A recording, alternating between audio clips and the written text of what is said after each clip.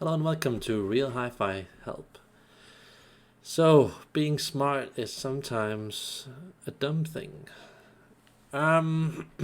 Sorry for the clickbaity title.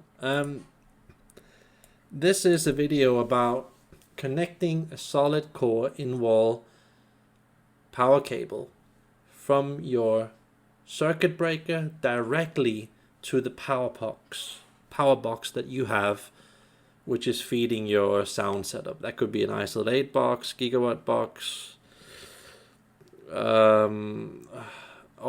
box, MIT box, whatever box. So this is where you're bypassing the in-wall sockets. So that's actually illegal. So let me just draw that for you. This could be your room.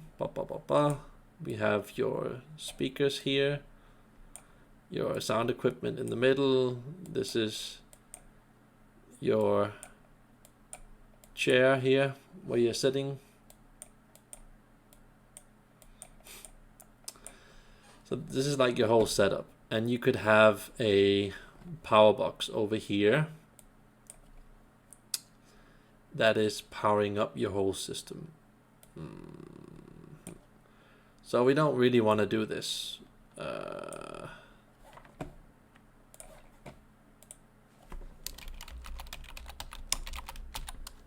Circuit breaker. We don't really want to do this directly from the circuit breaker to the power box. We kind of, we have to keep things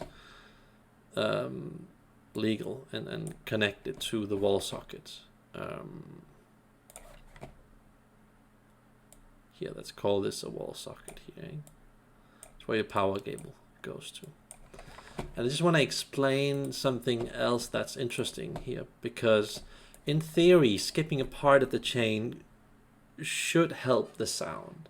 And yes, most times that actually works great, that theory, if you skip a part of the chain. So if you skip this wall plug here and just take it directly from the circuit breaker to the power box, which is illegal, in theory that should give you better sound. But the problem is that when you do this, especially with a standard or hi-fi like solid core cable, is that you get a certain flow of signal. It's like a hard knock cannon like flow, with like a huge amount of force coming through it. And when it's that close to the power bar, when it's not being absorbed in the socket plug in the wall, I feel that what I've heard at friends' places when they do this is that it destroys the flow. It kind of puts the power box in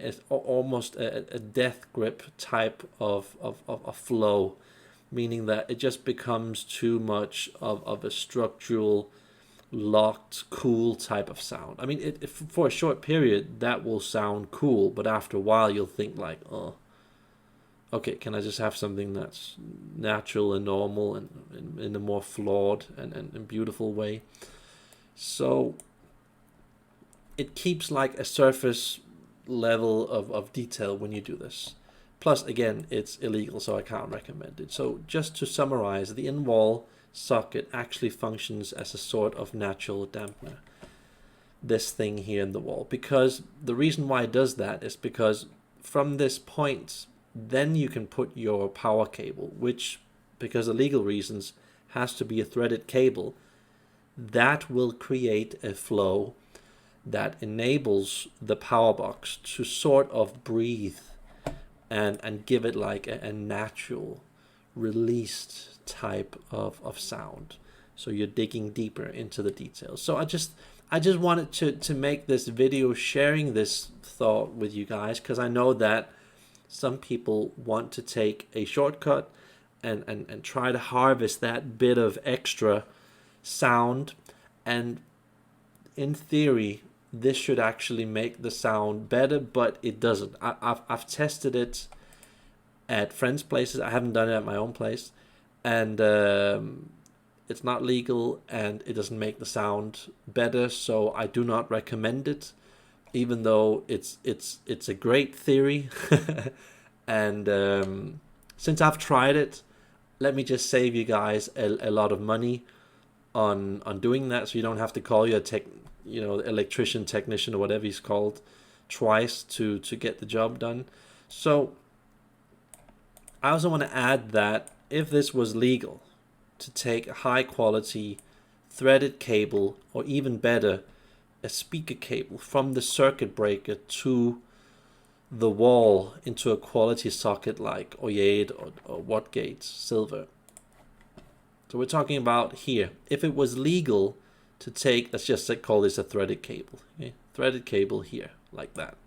If that was legal, then I would do it, because that would create a sound that is a lot better. I've heard this at people's places, but it isn't, so we can't do it. And then I would, if that was legal, I would, on top of that, use this plug or this plug here, and then use the same plug again to the power bar and the power box here, So from the plug here to the power bar, I would use the same cable here, if that was legal, But again, you're also not allowed to use a speaker cable as a power cable, and especially in the wall to the circuit breaker. That could really potentially open up for a lot of fire hazard situations. So, you gotta obey the law. You gotta do what's right.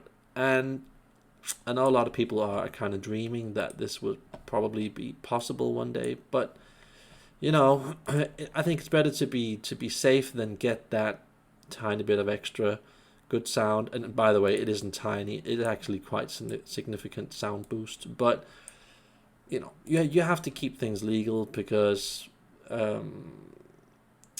insurance companies, stuff like that, they're clearly going to find out. And again, you have to keep things legal so everybody's happy. And sometimes that means you just have to have a bad part on the system killing the sound to some degree. So I just wanted to cover this part to make those extreme audiophiles kind of realize that don't do this. It's dangerous. There's no real reason to doing this, because I've done it, so you don't have to do it. So that's me logging off, and if you could like and subscribe, that would help my channel a lot. Have a nice day. Bye.